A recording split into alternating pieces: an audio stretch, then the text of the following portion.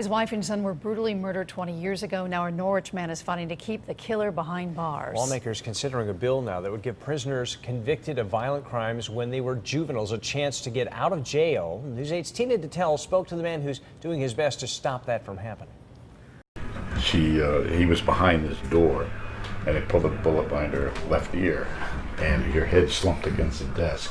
John Clooney remembers the horrific day he discovered his wife Elaine and his 14-year-old son David shot to death by their 15-year-old neighbor, Michael Bernier. He was so close when he pulled the trigger that there were powder burns in the wound. Bernier, who also shot their dog and this TV console in May 1993, was sentenced to 60 years in jail with no parole. But a new bill aimed at allowing juveniles to be eligible for parole after serving 10 years or half their sentence, whichever is longer, could give Bernier a chance at freedom after 30 years. It makes me feel like you can't trust the justice system.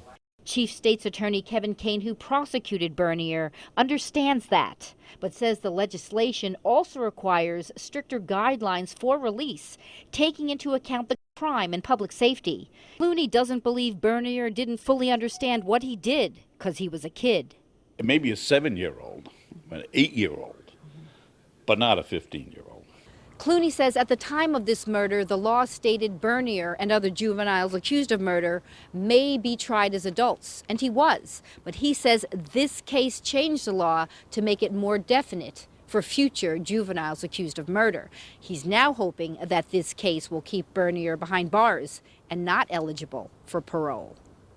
He says he will do what he can to make sure Bernier serves the 60 years his family was promised. I owe it to them. Clooney says if this bill is ever passed and Bernier is given a parole hearing, he will be there, but he'd rather the law not be changed and he not have to go through that. In the New London newsroom at The Day, Tina Detel, News 8.